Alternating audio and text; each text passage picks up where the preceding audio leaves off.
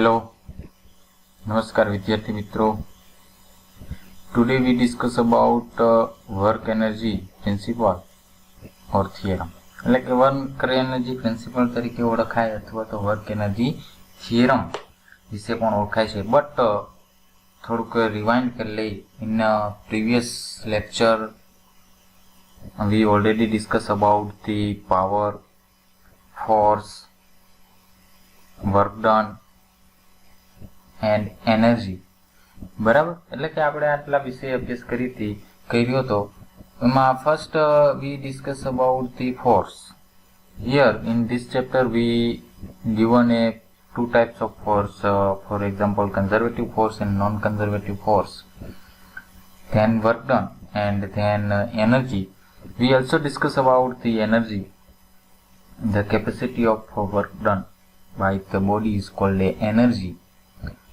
But in this chapter already two types of energy, the one of the kinetic energy and the second one is the potential energy. But today we discuss about in this lecture work energy principle or theorem. Let us consider a body of mass m is displaced through a small displacement dr due to a force F acting on it. ધારો કે કોઈ એમ માસ ધરાવતી body છે, એના ઉપર કોઈ force applied કરવામાં આવે છે, તો એ નાનું એવું ડિસ્પ્લેસમેન્ટ સ્થાનાંતર સપોઝ કે ડીઆર જેટલું સ્થાનાંતર કરે છે. બરાબર. If the body is initially at rest, ધારો કે બોડી શરૂઆતની પોઝિશનની અંદર રેસ્ટ કન્ડિશનની છે, એટલે કે એને વેલોસિટી 0 છે, એટલે કે સ્થિર અવસ્થાની અંદર છે. The applied force increase its velocity from 0 to v. હવે આપણે એ બોડી ઉપર એમ માસ બોડી જે ધરાવે છે એના ઉપર f જેટલું ફોર્સ એપ્લાય કરીએ છીએ, તો એ એની વેલોસિટીની અંદર કંઈક ઇન્ક્રીમેન્ટ કરે છે. એટલે કે આપણને શરૂઆતમાં કીધું કે શરૂઆતમાં બોડી છે એ રેસ્ટ કન્ડિશનની અંદર છે, અને હવે ફોર્સ એપ્લાય કર્યા પછી એની પાસે માનો કે v જેટલી વેલોસિટી છે, અને વેલોસિટી હોય તો જ ડિસ્પ્લેસમેન્ટ થાય, અધરવાઇઝ ઇટ ઇઝ ઇમ્પોસિબલ. બરાબર, વેલોસિટી જ નથી તો એ સ્થાનાંતર કરશે નહીં, ડિસ્પ્લેસમેન્ટ થવું શક્ય નથી. એટલે કે ફાઇનલ કન્ડિશનની અંદર એની પાસે v જેટલી વેલોસિટી છે. અને ધારો કે r જે છે એ સ્થાન સદિશ બતાવે છે કે ડિસ્પ્લેસમેન્ટ dr જે થાય છે, એટલે કે કોઈ આ દિશાની અંદર, એટલે કે એ સ્થાનાંતરનો સ્થાન સદિશ બતાવે છે. બરાબર. Therefore work done increase its velocity from 0 to v. એટલે કે તો એની સાથે એનું વર્ક ડન પણ વધશે કે 0 થી v જેટલો વેલોસિટીની અંદર વધારો થાય તો વર્ક ડનમાં કેવો ફેરફાર થાય છે. બરાબર. તો now we calculate work done w is equals to integration 0 to r af dot dr. અહીંયા કણે r ની લિમિટ છે, dr સ્મોલ ડિસ્પ્લેસમેન્ટ છે. ડિસ્પ્લેસમેન્ટ એટલે પોઝિશનમાં થતો ચેન્જીસ, એટલે કે r જે છે એ સ્થાન સદિશ બતાવે છે. બરાબર. નાઉ we also known about the Newton's second law of motion, that is the formula is F is equals to ma. Put the value of F, that is nothing but integration 0 to r ma dot dr, where a is the oscillation of the particle, એટલે કે પ્રવેગ. હવે પ્રવેગની basic definition એવી છે કે સમયની સાથે વેગમાં થતો ફેરફાર, ધેટ ઇઝ કોલ્ડ એ પ્રવેગ. સમયની સાથે વેગમાં જે ફેરફાર થાય એને આપણે શું કહીએ છીએ? પ્રવેગ કહીએ છીએ. બરાબર. તો ઇન્ટિગ્રેશન અહીંયા વીની ટર્મની અંદર છે, તો ઇન્ટિગ્રેશન હવે ચેન્જ થઈ જશે, 0 ટુ વીનું ઇન્ટિગ્રેશન આવશે 0 ટુ વી એમ, એની જગ્યાએ ડીવી બાય ડીટી, એટલે કે સમયની સાથે વેગમાં થતો ફેરફાર dot dr same it is. બરાબર. Is equals to integration 0 to v mv dv. આના ઉપરથી આ ઇક્વેશન લખેલું છે, તો એ કેવી રીતે આવે? જો અહીંયા કણે તમને આપેલું છે v is equals to dr by dt. v એટલે શું? તો કે સમયની સાથે પદાર્થમાં સ્થાનમાં થતો ફેરફાર, એ વેલોસિટી આપે. સમયની સાથે પદાર્થના સ્થાનમાં થતો ફેરફાર જે છે એ શું આપે? વેલોસિટી આપે. તો અહીં dr છે, મારે v બનાવવું હોય તો dr ના છેદમાં dt જોઈએ, તો dr છે આ છેદનું dt, dr ના છેદમાં dt, તો એની જગ્યાએ મારે v લખી શકાય. તો એની જગ્યાએ હું v લખું તો m same it is. dr/dt ની જગ્યાએ v એન્ડ આ dv વધશે તો એ dv. બરાબર. હવે માસ that is the constant quantity, mass will be not change. v velocity change થઈ શકે અને વેલોસિટીની સાપેક્ષ જ ઇન્ટિગ્રેશન છે અને લિમિટ છે 0 to v ની.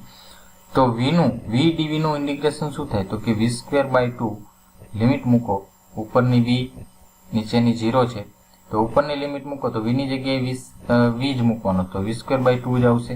નીચેની લિમિટ મૂકો એટલે વચ્ચે માઇનસ આવે, આ મેથ્સનો રૂલ છે, વચ્ચે માઇનસ. તો v ની જગ્યાએ 0 મૂકો તો 0 નો સ્ક્વેર એટલે 0/2 એટલે 0. તો એનો ફાઇનલ આન્સર આવશે v²/2. બરાબર. therefore w is equals to આ 1/2 નું બહાર લઈ લો એટલે 1/2 m તો હતા જ મલ્ટીપ્લિકેશનમાં mv². that is the equation number 4.14. બરાબર. if work done to increase velocity from initial value v1 to final value v2 is given by, ધારો કે work done is increase, work done માનો કે ઇન્ક્રીઝ થાય ક્યાંથી તો કે ઇનિશિયલ પોઝિશનમાં જે વેલોસિટી v1 હતી અહીંયાથી v2 માં જાય છે ત્યારનું આપણે કેલ્ક્યુલેશન કરવું છે. તો work done is equals to integration v1 to v2 m dv is equals two m is constant quantity, ત્યારે ઇન્ટિગ્રેશન ની બહાર લઈ લો. v dv નું ઇન્ટિગ્રેશન જે ઉપર પ્રમાણે કર્યું એ જ પ્રમાણે v²/2 લિમિટ ઉપરની upper limit v2 lower limit v1 કિંમત મૂકો ઉપરની લિમિટ તો v ની જગ્યાએ v2 તો શું થાય v2²/2 m મલ્ટીપ્લિકેશનમાં છે એટલે થશે 1/2 m v2². વચ્ચે માઇનસની નિશાની કેમ કે નીચેની લિમિટ મૂકો એટલે મેથ્સના રૂલ પ્રમાણે ઇન્ટિગ્રેશનના રૂલ પ્રમાણે વચ્ચે માઇનસ આવે. નીચેની લિમિટ મૂકો તો શું થાય v1²/2 into m એટલે 1/2 m v1². બરાબર છે. એટલે આવું આપણને કંઈક મળે છે. Now w is equals to, તો જો 1/2 m v2², v2 ક્યારની અને v1 ક્યારની વેલોસિટી છે તો કે ફાઇનલ વેલોસિટી છે અને v1 જે છે એ ઇનિશિયલ શરૂઆતની વેલોસિટી છે. તો 1/2 m v² એટલે તો કાઇનેટિક એનર્જી થાય કે. તો બીજું છે તો એ આપણે એને લખશું કે 2 માઇનસ આ થશે k1 તો w is equals to k2 minus k1. બરાબર. w is equals to k2 minus k1 તો બે કાઇનેટિક એનર્જી છે, બંનેનો તફાવત છે તો શું લખ change in kinetic energy where k1 is equals to આ છે 1/2 m v1² એટલે કે initial kinetic energy, k2 is equals to 1/2 m v2² is equals to final kinetic energy. Thus work done by the force is equals to change in kinetic energy. સૂત્ર છે. Thus the principle is known as work energy principle or theorem. એટલે કે આ જે principal જે છે એને શું કહેવાય વર્ક એનર્જી થિયરમ અથવા પ્રિન્સિપલ કહેવાય. જો work done is equals two આપણને આવું મળે છે k2 - k1 એટલે વર્ક ડન કેટલું થાય તો કે એપ્લાઇડ ફોર્સ ની અંદરમાં ચેન્જ ઇન કાઇનેટિક એનર્જી જેટલું થાય. બરાબર. Now we already discussed about the conservation of energy. Energy નું કન્ઝર્વેશન કેવી રીતે થાય? કન્ઝર્વેશન થવું એટલે સમપ્રમાણતા જળવા, અચળ રહેવું, એવું કેવું હોય તો પણ કહી શકાય. આપણે એક સ્ટેટમેન્ટ પણ સાંભળેલું છે કે વિશ્વમાં in universal energy remains a constant. એનર્જીનો જે જથ્થો જે છે એ હંમેશા અચળ હોય છે. માત્ર ને માત્ર એક એનર્જીનું બીજી એનર્જીની અંદર રૂપાંતર કરી શકાય છે. બરાબર. પણ ટોટલ એનર્જી જે છે એ વિશ્વમાં કે આખા બ્રહ્માંડમાં જે છે એ અચળ જ રહે છે. એક એનર્જીનું બીજી એનર્જીની અંદર રૂપાંતરણ કરી શકાય એ શક્ય છે, પણ નવી એનર્જી ઉત્પન્ન કરવી કે નવી એનર્જીનો કોઈ એનર્જી હોય એનો નાશ કરવો એ શક્ય નથી. આવું કંઈક યુનિવર્સલ લો આવું કંઈક કહે છે. તો એના કન્ઝર્વેશન, એનર્જી કન્ઝર્વેશન વિશે આપણો એક મુદ્દો છે નાનકડો, એ પણ જોઈ. Consider A body of mass m taken from position A to position B applying force F. ધારો કે કોઈ m માસ ધરાવતી બોડી છે એના ઉપર તમે ફોર્સ F એપ્લાય કરો છો તો પોઝિશન A થી પોઝિશન B સુધી એ શું કરે છે? મૂવ કરે છે. Then work done by the forces એટલે કે એ ફોર્સ દ્વારા કેટલું વર્ક ડન થાય એ આપણે જાણીએ છીએ. F is equals to integration A to B F dot dr. According to work energy theorem, this work done is equals to change in kinetic energy. According to work energy theorem એટલે કે આપણે જે હમણાં ટોપિકનો અભ્યાસ કર્યો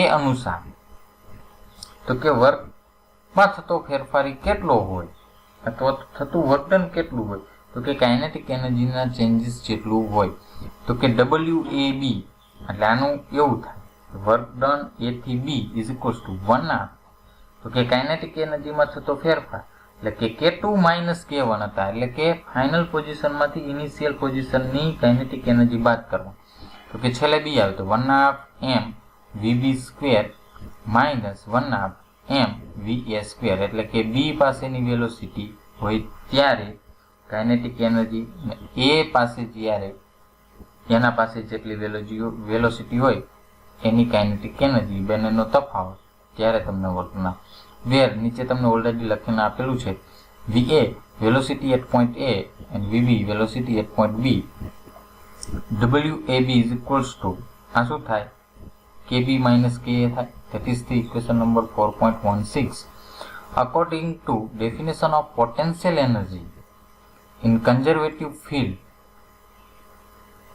the return also equal to change in potential energy. તો potential energy conservative field માટે જે છે એટલે કે work done is also equal to change in potential energy. તો એવું પણ લખી શકાય કે વર્ક ડન જે છે કેના જેટલું થાય તો કે ચેન્જ ઇન પોટેન્શિયલ એનર્જી જેટલું થાય છે.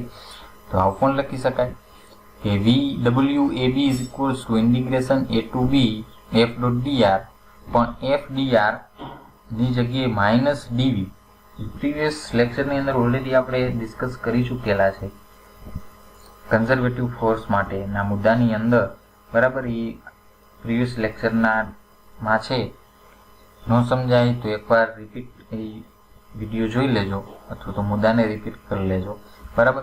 F dr ની જગ્યાએ માઇનસ dV લખે એટલે માઇનસના minus integration A to B dV minus same it is dV નું ઇન્ટિગ્રેશન V લિમિટ B અને A ઉપરની લિમિટ B નીચેની limit A. Therefore WAB is equals to જો હવે આનું આવી રીતે થશે માઇનસના માઇનસ ઉપરની લિમિટ મૂકો એટલે શું થાય VB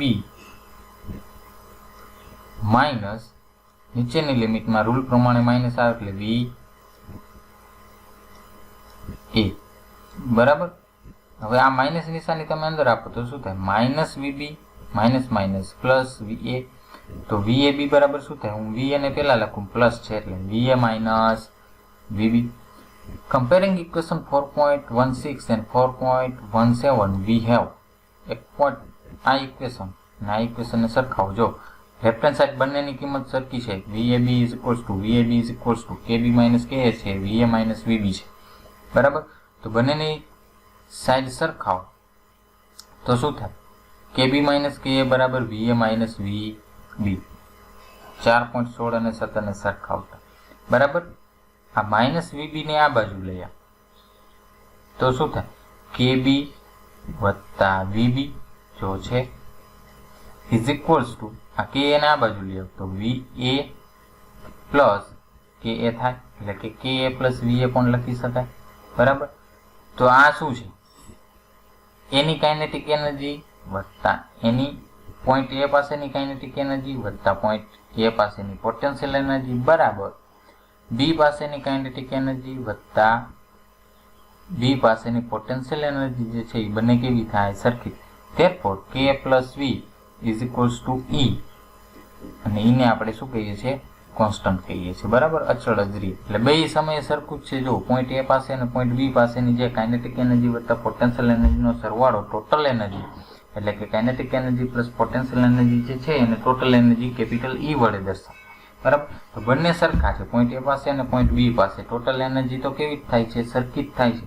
એટલે કોઈ પણ ફેરફાર તમે કરો બરાબર ફોર્સ એપ્લાય કરી લ્યો વર્ક ડન થઈ જાય વેલોસિટી 0 થઈ જાય જે પણ કાંઈ ફેરફાર કરી લ્યો પણ અંત અને શરૂઆતની એનર્જીમાં કોઈ પણ પ્રકારનો ફેરફાર થતો નથી તો એને એવું કહી શકાય કે એનર્જી જે છે એનું કન્ઝર્વેશન થાય છે, બરાબર.